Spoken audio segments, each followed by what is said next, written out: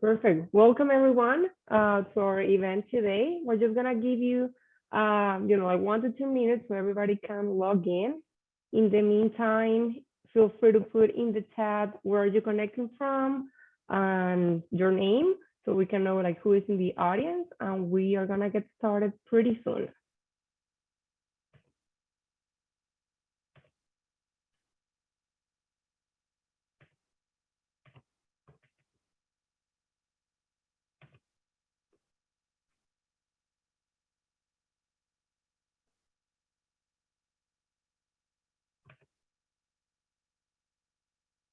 Okay,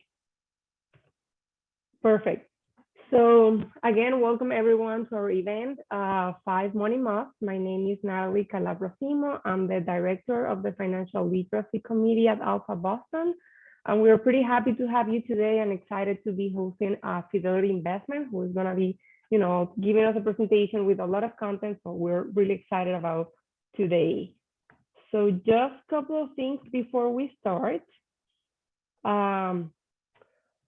So we just want to introduce you to Alpha in case you're not familiar to that. So Alpha is the Association for Latino Professionals in America, the oldest one that we have here in America, and our Alpha Boston chapter is been established since 2000, since the year 2000. So our chapter's mission is to provide opportunities for leadership, development, community engagement, and networking for the Latinx community in the Greater Boston area, and ultimately with the idea of propel the careers and the livelihood of the Latinx community. So for today's agenda, we have a 1-hour event. So thank you again for taking the time, during your lunch time to be here with us. I'm just gonna be giving some opening remarks, and then we're gonna have an amazing presentation by Jenny Davis, Leah Foley, and Maurice Caffey, who is also going to be our moderator. And then at the end, we're gonna have some time for Q&A. So please feel free to put all your questions in the chat, take a note so you don't forget them, so you can put them there, and then we're gonna go through them towards the end. So before we start, I just wanna let everybody know, in case you're not aware, we are on the Financial Literacy Month, which has been celebrated in the USA since 2004. The idea or the reason why this started to be, the Financial Literacy Month is to highlight the importance of people learning how to become financially wise. So we know that financials, impact almost every aspect of our life, yet not so many people have the knowledge and sometimes not even the access to this knowledge. So to learn how to better manage their financials. So we know it could be stressful, we know it could be it could scare us at some time. So that's why Alpha Boston and Fidelity is here to basically provide you with all this information. So again, please feel free to ask all your questions. This is a great moment to do so. Put them in the chat and we're gonna be going through them towards the end. So just keep in mind that understanding the basics of how to master our money would allow us to build a solid foundation for our financial future. So I just really welcome you to be here, and I encourage you to keep engaging in these kind of activities to learn a little bit more about it. So without taking more of the time out of the presentation, I just want to introduce you to Maurice Caffey. He is the head of healthcare sales at Fidelity Investments. He is originally from Manchester, Jamaica. Maurice earned a bachelor's degree from Rutgers University and a master's of business administration from Southern New Hampshire University. He is a proud dad to Vanessa, passionate about mentoring and coaching, and an amateur DJ. That's amazing, Maurice. So I'll just leave the floor to you so you can keep introducing yourself and the rest of the panelists. Thank you very much, Natalie. Hello, everyone, and welcome to Money Conversations with Fidelity. I'm Maurice Scaife, as Natalie mentioned. I'm with Fidelity Investments. I want to first thank Alpha Boston for inviting Fidelity to speak at your 5 Money Must virtual workshop as part of the professional development. We look forward to doing these in person, hopefully sometime soon, but we're just so glad that the technology is allowing us to be with you virtually. Today, I'm joined by 2 of my colleagues, Leah Foley and Jenny Davis. And together, we're going to spend the next about a half hour, 35 minutes talking about what we call here at Fidelity, the 5 money musts. And those 5 things are budgeting, credit, debt, investing, and retirement. These are the 5 key things that we believe you need to know, which can help anyone build a solid financial foundation and make good money decisions, which we think is a most appropriate topic for Financial Literacy Month. Before we get going with the presentation, let me tell you a little bit more about myself and my role here at Fidelity. I'm based out of our Boston offices, so definitely look forward to meeting some of you in person in the near future. And I lead a sales team here that's part of Fidelity's Workplace Investing Group. And what we do in Fidelity's Workplace Investing Group is to work with employers and their employees to improve their financial well-being.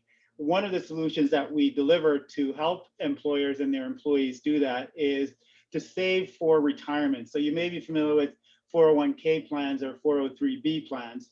You may also be familiar with benefits to help students pay off their student loan debt, as well as health savings account, which help employees save for healthcare expenses on a tax-deferred benefit basis.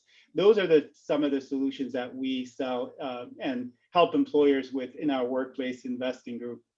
Next, I'll have my colleague, Leah, say a little bit about her role at Fidelity, and Jenny will do the same before we get into the presentation. Leah?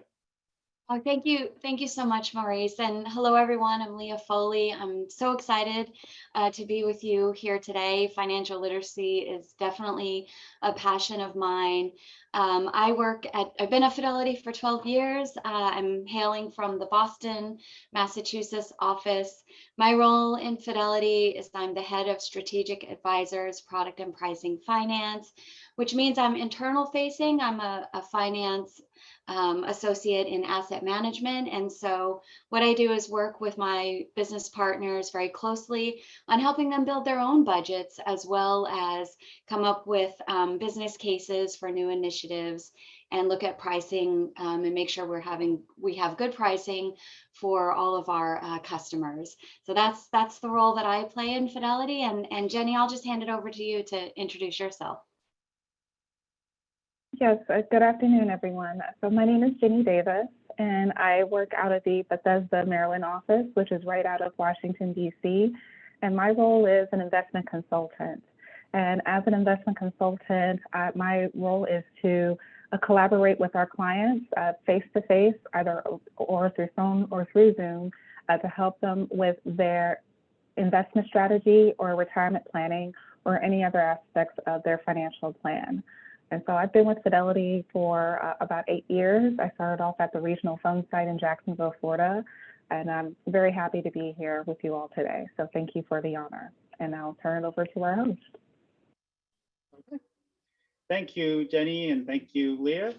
So you'll be hearing more from Jenny and Leah throughout the presentation. First, I'm going to get us started with the first of the 5 money musts, and it's budget. Now, when you hear about budget, sometimes that could be intimidating. It's a lot of numbers. I don't know where to start. A simple way that we like to look at it is you take a look at how you balance the money coming in. So this is your income and typically what your after-tax income is that you're taking home. And how much do I have going out? So your income minus your going out. Having this information can help you get started to save toward your goals without falling into debt. And that's one of the topics that we're going to talk about in a little bit. A budget, though, is a key foundational part of all finances, and making one doesn't have to be hard. In fact, a budget is a key factor in how anyone can take advantage of tackling multiple financial goals at once.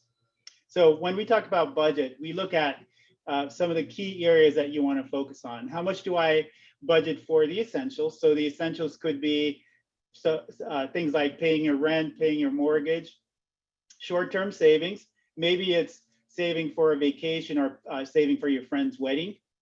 Long-term savings, maybe paying off student loan debt or saving for your child's education. And then non-essentials, which would include things like maybe taking a vacation or some of those, entertainment, eating out. Those, some of you may argue that those are essentials, but we look at those as things that are non-essential. So next, we're going to walk you through how we break those down into different categories to make it less intimidating. One of the recommendations we have here at Fidelity is you look at things in 3 buckets: your essentials, retirement, and savings. And we call it a 50-15-5 rule.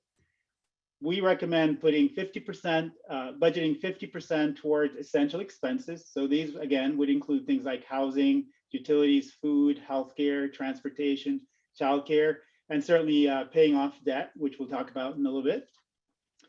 So that's 50%.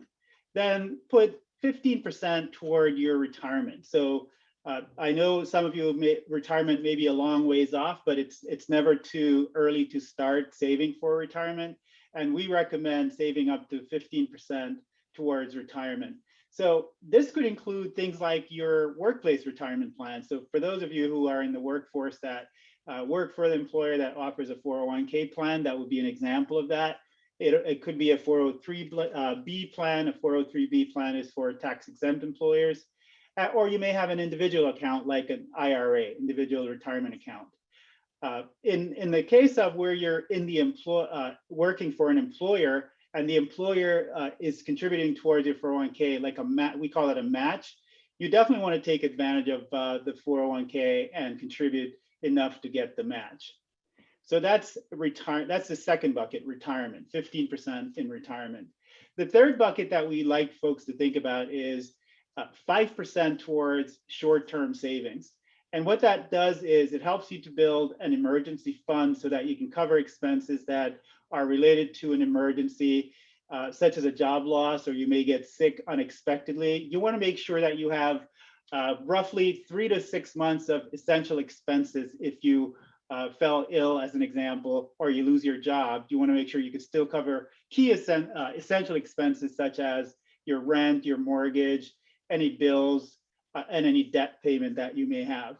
Essentially, to make that 5% work, what we suggest is treat it like another bill every month. Treat this 5% like a bill each month. Put 5% aside. Pay yourself first after you get your paycheck until you have enough built up for 3 to 6 months of essential expenses.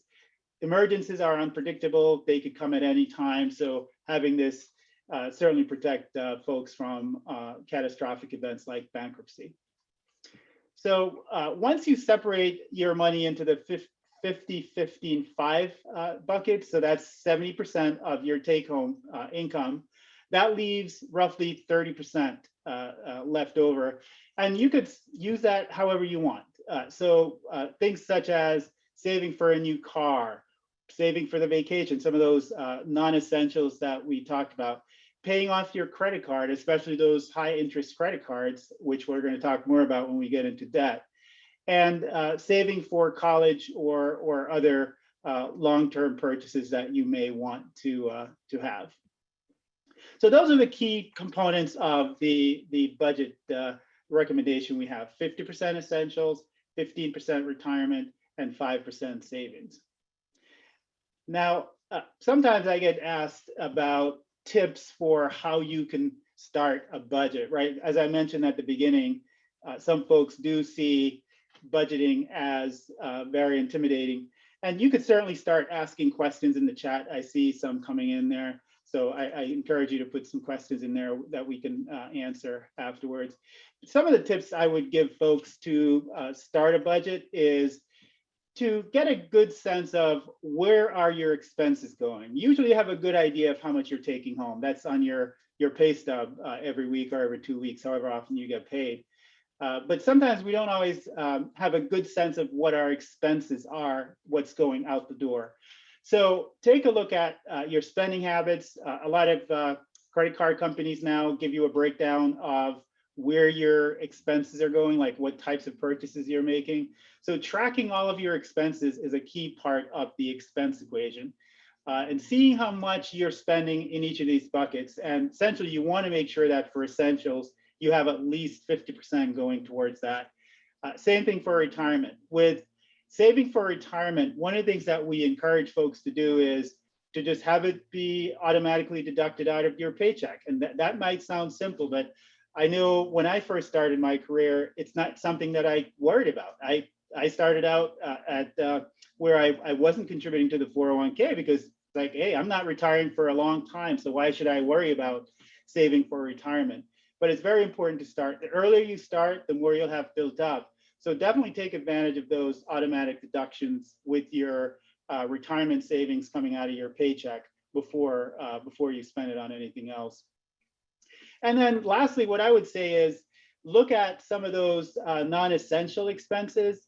And a tip I would have there is, are you spending a lot on things like entertainment, eating out, or even commuting? Here in the Boston area, you could certainly put a lot of mileage and wear and tear on your car by driving to Boston, paying for parking, paying tolls. So one idea would be, what I tend to do is, instead of driving, I take mass transit, which you could save. Some of that could be deducted pre-tax as far as your commuter allowance, but also I would save the parking expenses as well as the wear and tear on my car that I would have to worry about fixing. So those are some of the areas to look at, making sure you're saving enough for retirement and putting that aside automatically, and then cutting back on some of those non-essential expenses so that you can make sure you're meeting those other key categories. So that's budget. That's our first money must. Our second money must, we're going to hear from one of my colleagues talk about credit. So your credit health can have an effect on the kind of apartment that you can rent, the house that you can buy, the type of car that you could buy, and so much more. So your credit history can really be a snapshot of your overall financial wellness. So how do we keep your credit healthy? We're going to have Leah walk us through that. Leah, do you mind just sharing with us what your thoughts are on how you keep your credit healthy? Oh, definitely, Maurice, and thank you so much for that question. And I'll just go to the slide where we'll start to talk about that. But first, I wanted to just make sure when we talk about credit, we're all on the same page of what we mean by credit. There's two types of credit. One is the credit that you borrow. So these are your loans or your credit cards. And the second is the credit that you build. And the two are completely intertwined. And both of them are so important for our financial lives. So now going back, and we'll touch on both of those, but now going back to your question, Maurice, on how do we get a pulse on our credit health? And that's really the first point here, which is to check your credit health. And how do we do that? A way that you can do that is by getting your credit reports once a year at least, and taking a look at them, making sure that you know what's on them and what's included is accurate, and there's nothing inaccurate in terms of, is there an extra credit card on there that you don't know about that? Or is there something related to a payment that is showing up late that really maybe you made on time? So it's really important to get this free credit report annually and take a look at that. And that's how you do your credit check. The next thing that's really important is in terms of building the credit that you need. And so your history is really important in terms of your credit, in terms of making sure that you have that credit history, and how do you go about building that? And if you don't have credit history, that's okay. You can build that as easily as taking out a credit card or taking out a small loan. But make sure that you're checking your debt load. And by this, we mean making sure that your debt payments aren't more than 1/3 of your income. And that's really important. I know, Maurice, you talked about with budgeting and making sure essential and non-essential expenses. You want to make sure that your debt load isn't so much that you don't have enough of your essential budget put aside to pay for that. And the next thing I'll say, if you're trying to build your credit, it's really important, if you do decide to take out a credit card or a loan, to really read the fine print on these offers. And last week I got a credit card offer. I'm sure many of us are getting those in the mail from time to time. And it can look really good because it can say 0 APR, interest free. But then when I looked a little bit closer at the fine print, I noticed that it was an introductory offer, and that interest rate went to 29% after just 3 months. And so I, made sure to throw that in the trash because we really don't want to be getting involved with credit cards at that rate. And so just making sure you're comparing those offers and you're reading the fine print. And then the last thing I will say, it falls into that category, I would say, of last but not least for sure, is making sure if you do have and you need to increase your credit history, improve upon it, or you're trying to build that credit history, it's really, really important to pay on time whenever those are due, and also make sure you're paying at least the minimum, if not more. So those would be in terms of credit, the things that I would mention. Great. Thank you, Leah. And those are some good tips that they would fall in the category for me, as I wish I knew those when I was starting out. One of the things you mentioned, though, I'd love to hear more about is that this could be sometimes a misnomer when we talk about credit, your credit health and your credit check. You also mentioned credit report. Sometimes that can be confused with credit score. Can you speak a little bit to that for our audience today, please?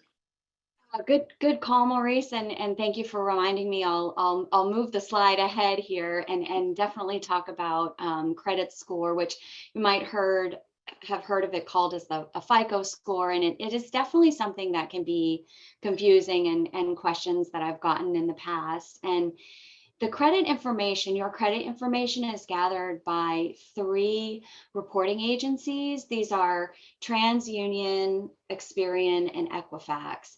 And your credit report includes all of your credit information. So how many credit cards do you have? How many credit inquiries have you taken out? Any types of loans that you have? It has all of that information included in there. Mortgages, that kind of thing. And in terms of how your credit score is calculated, which is called your FICO score, it's shown here that it's the mix of these in terms of how those credit agencies will calculate your credit score.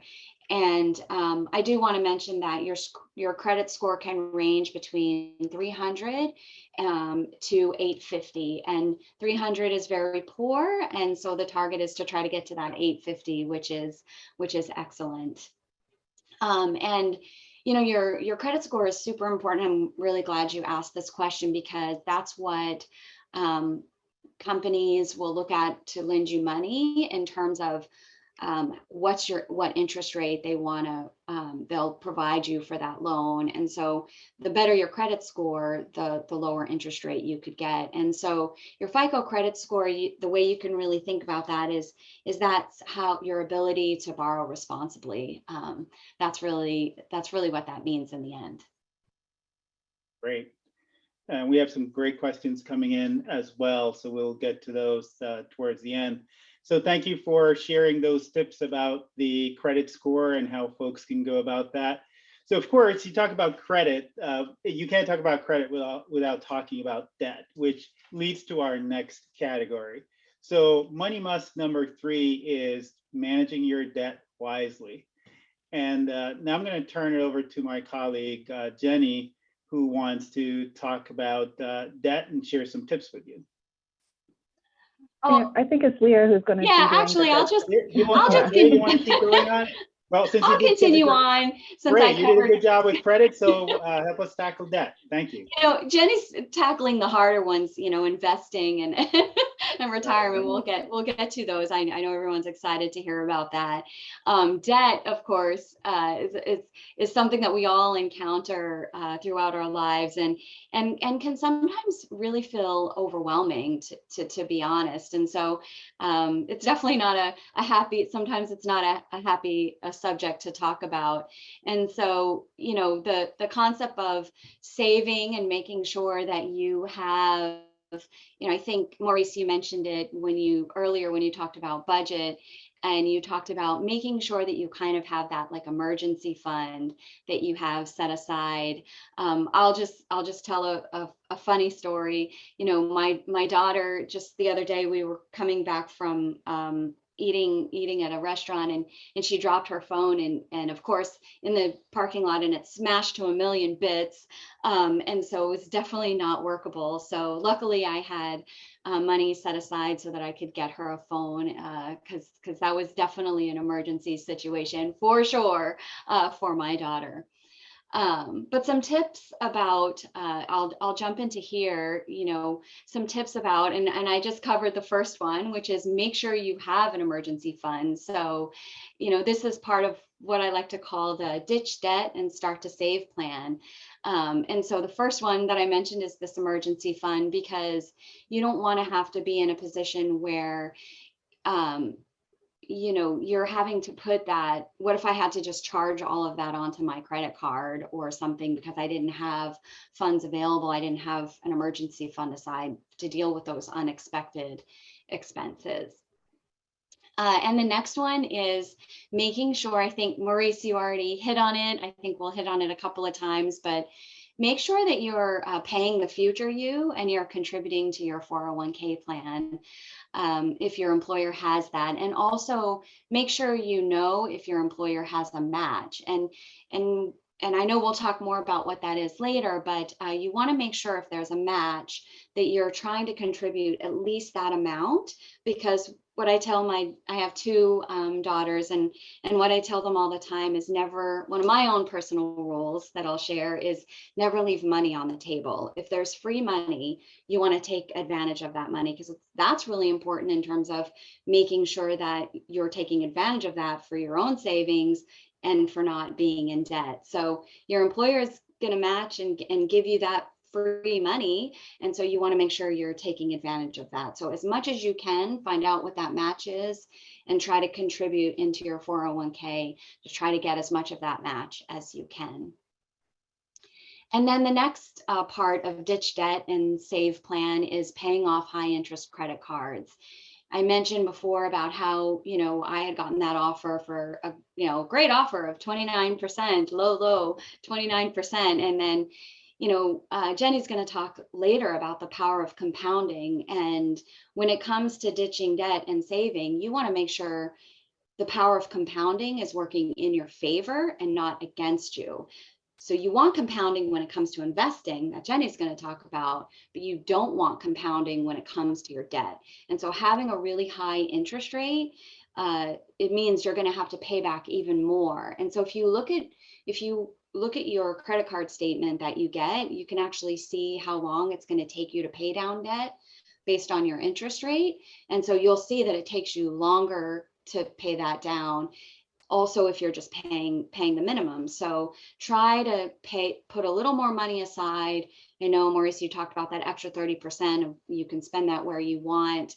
I think it's super important to try to pay off those, so you're not wasting money because you're just paying interest. Whereas you want to use that money to work harder for you through investing or for doing something, quite honestly, that you just want to do instead of using it to pay down debt. And then after you've kind of tackled your high interest credit cards, and I guess before I go off of the credit cards, I will say one more thing, and something that I tell my daughters too, is think of your credit card more of like, try to pay it off if you can, like each time. So just think of it the same as like using cash versus like letting it build up. Try to pay that off as quickly as you can. So once you've kind of tackled those high interest credit cards, the next thing you want to do is turn to your student loans and work to try to pay those off. Usually those have a little bit higher of an interest rate than other loans. So, you kind of just really want to take what debt you have and really prioritize it based on whatever has the higher interest rates, pay that down first. And so that's where you're starting with credit cards, and then you'll move to the next one, which would be student loans. And then again, I'll repeat it again because it's worth repeating, is, if you can contribute more to your 401k, you're going to get that power of compounding working for you. You're going to be getting that employer match. I try to increase only like 1%, whatever I can do and manage. I try to continue paying future me so that I can retire and, have a nice time later on in life. And then the last thing would be to tackle the lower interest loans last. This would be, if you have a mortgage or a car payment or things that are kind of, in that priority have the lower interest rates. And then the only other thing I would say with that is keep in mind too, like there are some tax benefits, like for mortgages, you can deduct interest. So keep in mind kind of what those tax benefits are when you're kind of prioritizing your debt. So yeah, those are kind of the 6 key elements of what I like to call the ditch debt and start to save plan. Ditch debt, I like that. So that was our third of the money must, and I was anxious to turn it over to Jenny a bit earlier, but we're going to have Jenny talk to us about investing. Jenny, what can you share with us about some tips about investing? Yeah, so the fourth money must concept is investing, and it is a vital concept that will allow you to reach your money goals, and it is definitely encouraged to be part of your overall financial plan to invest early and to invest often.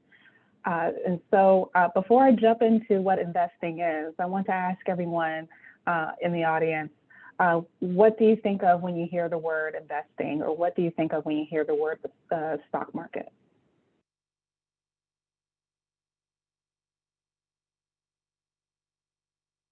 Okay, so I see volatility. I see behind. Confusing and scary. Oh my goodness. Risky. Okay. Complicated. Exciting. Opportunity. Okay, there's a positive word. Very good. All right. So I think we got enough ideas as to what investing really is. But I want to bring it all together for us so that you all know that investing and what it means and what it can do for you. And so investing means putting your money that you earned into a stock, a bond, or a mutual fund, an exchange traded fund, such as which is long for ETF, or any other financial instrument with the potential of earning a profit. So when you hear the terms stocks or bonds, those are types of investments. And when you hear the term stock market, it's basically a variety of stocks that are available for you to buy and sell. So think of the stock market similar as if you're ordering from Uber Eats, or if you're going to the grocery store, or if you're going car shopping. When you order something from Uber Eats, there's multiple menu options and multiple menu dietary things that they have. Or when you go car shopping, there's several different types of cars. They have 7 different features that sell at different prices. So that is how I like to share with my younger clients on how they can view the stock market and investing in general, because it is something available to anyone and everyone. And the good thing is that investing is very simple. So I've seen a lot of terms when it comes to complex or scary, but anyone can start. And all you need is just some familiarities on some of the main concepts. So I'll go over the basics. So go to the next slide. So the key to investing really is compounding. And so we talked about it earlier, we addressed it earlier. And what compounding really is that when you add money to your investing account or brokerage account, as the industry likes to call it, is you continue to invest on a compounding or periodic basis. And when you do that, your money earns money on top of it. So unlike a savings account, when it comes to investing, there is some risk involved. And there's always a chance that, of course, that the market could go down or the value of your investment can decrease. So someone mentioned volatility, someone mentioned risky, and that is a risk when it comes to investing. However, no one's immune to this. It happens to everyone. It happens to every single investor at some point. So even Warren Buffett, even Bill Gates, Even the world's biggest billionaires and richest people, they've all lost money at some point. However, there is a method for you to mitigate your investment risk, and I'll talk about that very soon. So go to the next slide, please. And so when it comes to choosing your investments, you have to consider the spectrum of risk when it comes to investing. And so we have on this slide, it has several different types of investing instruments, as I mentioned earlier. And so if you think about cash is potentially, there is very low risk, very good for short term. However, there is risk into investing cash or having money in cash. And that is called inflation risk. That means that the money that you put in now may not be worth the same in the future. And a prime example of that is the dollar store. There's items in the dollar store that are now worth $1.25. So that's a real life example, and that's one example that I share with all of my younger clients as well. So because it is on the lower end of the spectrum, there's low potential for reward. Whereas bonds, as you can see here, bonds are are also less risky, but it could take time for you to earn your money over the length of the bond. And then, of course, there is stocks or equity. So there was another term that talked about opportunity. Stocks have the highest potential to outpace inflation and the highest opportunity to earn money. However, because they are on the far end of the spectrum, they also have the potential risk of losing money over time or losing the value over time, depending on the value of the stock. So one of the ways, the difference that you have to think about when it comes to stocks and a bond, a stock is when a company, say, for example, Apple, Tesla, or IBM, or P&G, they ask for funding from an investor for a small ownership of their company. And in exchange, you share any of the profits or loss of that company. Whereas with a bond is where a company or a government entity is asking for funding from an investor, and in exchange, they pay you back the money that you invested into them, and also with interest. And so when it comes to investing, as I mentioned before, there's always risk, but the way to mitigate your risk, or at least lower your risk, is through asset allocation. And that's what this slide is illustrating. So asset allocation is really an industry term that talks about a blend of different investments for your portfolio. And when we talk about portfolio, we're talking about all different types of investments within one account or in multiple accounts, depending on your situation. And so financial experts suggest that you have a blend of different types of investments that balance out your risk and reward. So depending on your personal needs and time horizon, determine the right mix for you. So for example, using my own family, my mom is over the age of 60 and she's already retired. So that means she is more on the conservative end of her life because she has worked for 40 plus years and she's earned all this money through her work. And she does not want to have the money that she's earned over time fluctuate so much. Whereas, so for being on the other end, my youngest sister, she just turned 30. And so she has a lot more time before she needs her money. So therefore, she may be willing to invest into stocks in order to gain some potential over time. So it's really important, I always share this with all my clients, to make sure that you have a clear defined goal before picking and choosing your investments, because what's right for my mom is not going to be right for my sister. So that's why it's always best to understand what's right for you. So basically let's move on to the next slide. Okay, so I already addressed this earlier. So this is the spectrum of risk when it comes to cash, bonds, and stocks. So we'll move on to the next slide, please. And then, of course, as I mentioned before, short-term versus long-term. So as you can see, for short-term, if you have a goal of saving for a vacation, me, for example, I went to Cabo about 2 weeks ago, but I saved for at least a year, almost a year, to go to Mexico. versus if I'm, saving for retirement. It's definitely going to be, in the next 30 plus years. And so making sure that you have a clear defined goal as to what you want and how you want to invest and earn your money. And so move on to the next slide, please. Okay, and so now we are going into retirement. And so I definitely want to, just make sure that you all walk away with the fact that investing is a definitely important part of your 5 money month. But we also want to make sure that you come away with learning about what retirement is and how it could definitely work for you, because it is definitely a key component to everyone's life. So yeah, you can move on to the next slide. So this is going to be an illustration of compounding that Maurice and Leah was talking about earlier.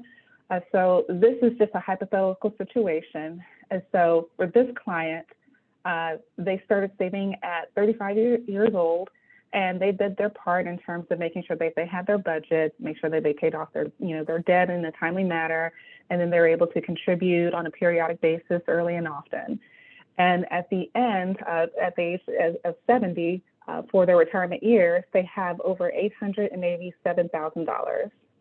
Now, for the next client, they did the same thing. They had the core money concepts, make sure that they were investing early and often, make sure they had a proper budget for themselves.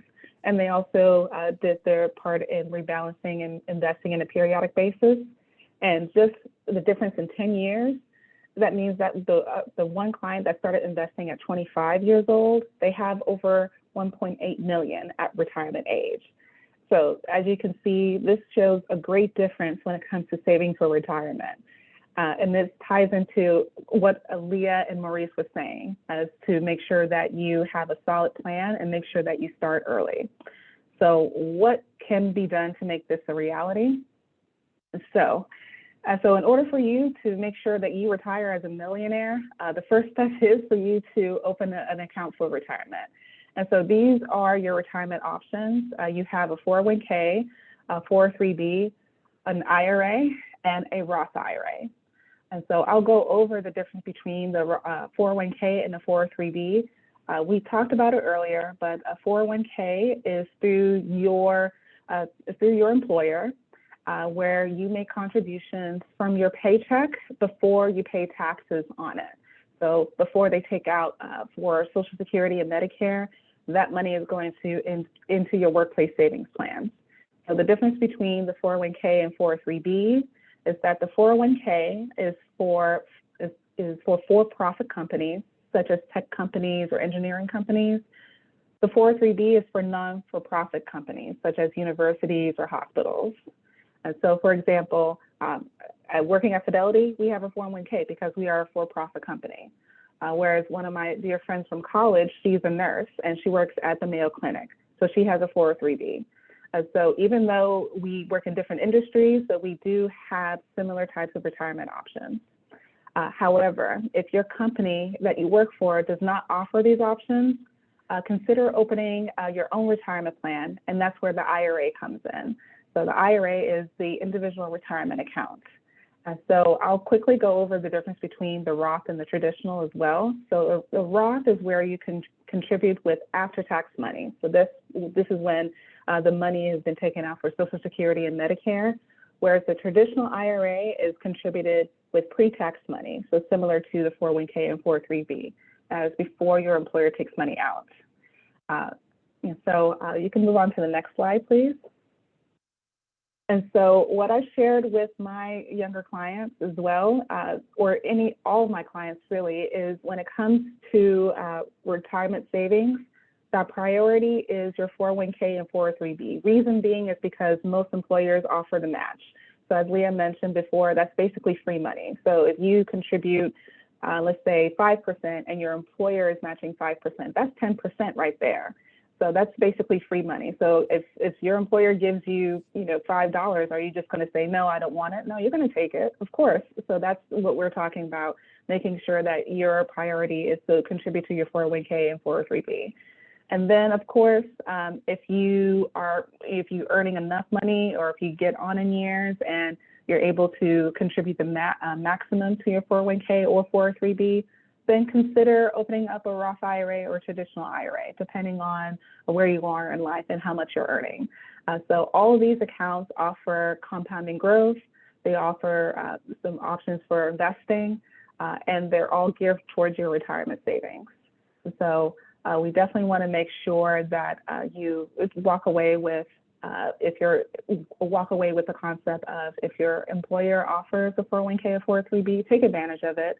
And when it comes to saving for retirement, keep in mind that most experts say saving up to 15% each year, which can help you make sure that you have enough to have a good retirement, a bulk of retirement plan. So that could be a combination of your own contributions and your employer contributions. So definitely, if you're not already saving, just go ahead and do it. Do it for your own. Do it for your future self. And so I'll wrap it up with there.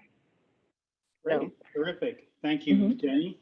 And I've been monitoring the questions that have been coming up, and I know at least one of them have already been answered, but we have roughly 13 minutes, so we'll get this wrapped up on time. So what I can do is I can go through the questions, and then I could direct it to either Leah or Jenny based on who I think is most appropriate, and then we can see what else might be coming up. There was a question in the chat regarding the 15% to save, the guidelines to save 15% for retirement. Is that pre-tax or post-tax? Jenny, do you want to tackle that one? That would be pre-tax. So basically, the 15% is geared towards those that you can aim for each year when it comes to saving for your 401k or 403b. So those contributions are with pre-tax money. I do know that there are some employers now that are offering what is called a Roth IRA, a Roth 401k, excuse me, or a Roth 403b. That's something that you can also consider as well too, because the great thing about it is that it acts like a Roth IRA. You can put after-tax money into it, and it still grows tax deferred, which means any earnings that you have each year, you won't get taxed on those earnings. So when it comes to saving, definitely the 15% is for pre-tax, but of course, if your employer offers a Roth 401k or 403b, also contribute up to 15%. Great, thank you, Jenny. There were a few questions related to the FICO scores, Leah. I think one of them is regarding the 850 score and what percentage of the population are in that range. I don't know that we have the specific statistic, but that's obviously not a large number, because that's like the best score, for people who don't maximize their credit, meaning they don't have a lot of outstanding debt, pay their cards on time, all of that. But is there anything else you'd add or share with folks, and maybe any resources that you could point folks to? Sure, Maurice, and that's a great question. It's a tough question. I definitely haven't seen anything, but I'll have to see if I can find any research on if there is anything related to stats of how many people kind of fall in the range of very poor to excellent. But one of the things that I will mention is, for your FICO score, when you get your credit reports, and I failed to mention this earlier, so I'm glad this question came up. It doesn't include your FICO score, and you actually have to pay for that. But a lot of credit card will give that to you for free. So again, going back to reading the fine print and seeing, and also what Jenny said too, and Maurice mentioned, try to get what you can for free, because then that's more money you can use for investing or saving. So definitely read the fine print and compare the different offers and see if they give you certain things for free, like a free view into your FICO score, so you can keep track of it. I know on one of my credit cards, I have it for free, and I love to check it, and I love to see, and if it goes up, and then if it goes down just a little bit, I'm always checking right away to see what happened, why is that down a little bit, and does it make sense to me? So that's a little bit extra advice that I'll just mention. That's good advice. I'm glad you mentioned the credit cards, because in preparation for this seminar, I actually looked into that a little bit for myself. And you're right, on the credit card, it does show you your FICO score, and then you can drill into the details as to what's driving it. So that's if for those who have credit cards, you may already have this available to you to get your FICO score. And I do know when you request a credit report, you could sometimes, they give you a general idea of the percentage of the population that fall into those categories. There's a website, ficoscore.com, that you can go to, and it has a lot of information on it. And for what may be relevant for this team is, it also talks about support during COVID and loan deferrals as an example of some of the things that you can do to manage your credit and your debt and your FICO score. So definitely check that out, ficoscore.com. They have a lot of good resources out there. Thank you. Let's see, there were questions about what's the best credit card to use for travel. And we can't, Fidelity is not able to give you a specific recommendation on what card you can use. I could certainly start off, and Jenny would love to hear what you tell your customers, but what I see is folks looking for cards that give you additional benefits, like a free FICO score, as an example, or things like travel insurance or money back, right? You're going to spend the money, so why not get free cash? It's similar to getting the 401k match of your employer. You contribute up to the match, you get this free money.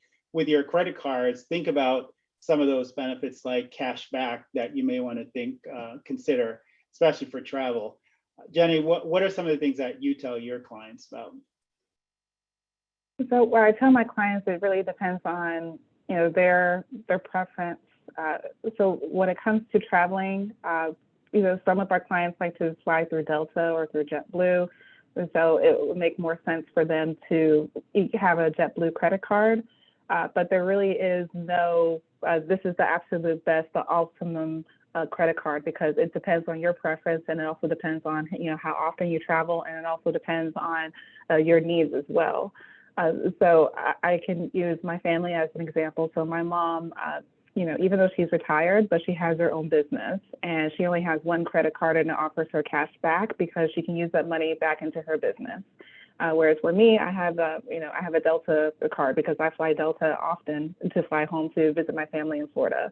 And so it makes sense for me to have a Delta card, of course. So you really have to focus on what's important to you, what you're going to be potentially using the credit card for the most, in order for you to dwindle down to, okay, which credit card company you can go with. Great, thank you. And there were a couple of questions regarding budgeting and how can we, any tips to make it simpler? I don't know, Leah, if you have some ideas there. I think Danielle might have posted a link to an app or a spreadsheet, but I love Microsoft Excel spreadsheets. So that's where I would start. But Leah, any tips that you would have for this group? Yeah, I mean, Maurice, I saw the posting there of some tips that the team is chiming in, which is awesome.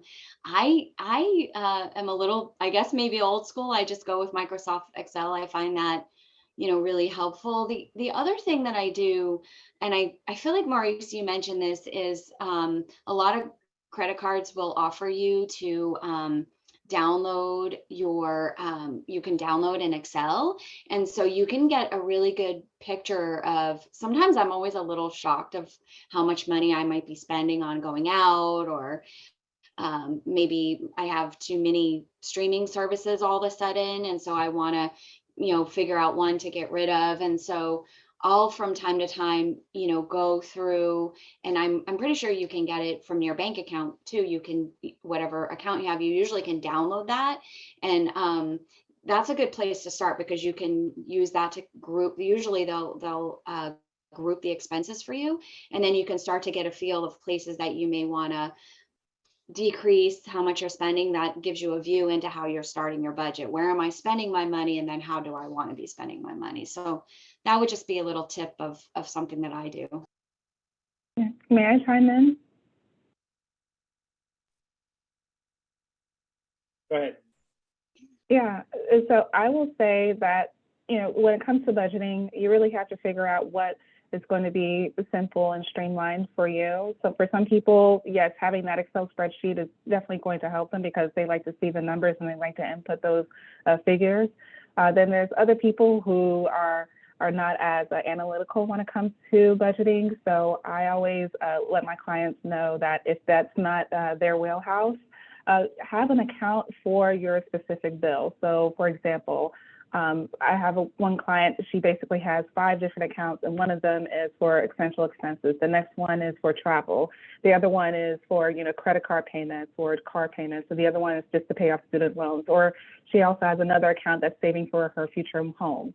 So you can have multiple accounts, and you can have those different types of accounts geared towards certain bills or certain expenses, if that helps you. And then you can divide your paycheck however you want to pay off those specific expenses. But also another thing is if there's also apps that you can use that also helps you with budgeting. I know Mint is pretty popular. And I think Intuit as well too, or was it QuickBooks as well too. So depending on how you learn, and also depending how you want to see your money, you can either open up multiple accounts to help with your budget, or if you want to put it on an Excel spreadsheet, if that helps you. Excel spreadsheet has plenty of templates for that, or you can download an app just to make it simple and right in the palm of your hand. So however you prefer, however you want to budget. Julie, I mean, and I want to chime on that too, Jenny, because back to reading the fine print, just if you do open a couple of accounts, which I think is a great idea, just make sure you're looking if there's like a minimum balance where you would get charged or like ATM fees. Make sure you're comparing the accounts and make sure you're opening up the right type of account if you want it to be savings or etc. And just make sure you're reading that fine print, because it goes back to my point before about take free money, but try not to get charged. So. Right. All right. Well, thank you, Leah, and thank you, Jenny. There might be 1 or 2 questions that we didn't get to, but we're at the top of the hour, and we could certainly take a look at the questions that we weren't able to answer live, and we'll get back to Natalie with some responses or any other resources or tips that would be beneficial. Thank you for the great questions and your engagement. We love that. It's one of the most questions I've seen in one of these webinars, so we really appreciate your active engagement today. And Natalie, I'll turn it back over to you, but on behalf of Fidelity, we really appreciate you having us, and hopefully your audience found it helpful as well. Thank you very much. I really enjoy everything. I feel like there's a lot of great content, and you all share like really great tips. We can see that, in the chat, people are really engaged. I'm pretty sure everybody learns as much as I did. So thank you very much for joining us today. We are going to be having this recording in our YouTube channel for those that are asking about it. And then if you have any questions, feel free to reach out. I included Alpha Boss on social media, Fidelity investment website. Our amazing speakers today, Leah, Jenny, and Maurice. So feel free to connect with them as well. And, we're happy to help and looking forward to keep having these great events with you guys. Thank you very much. Thanks, everyone. Enjoy the rest of the day. Bye, everyone. Bye now. Thank you. Bye, everyone.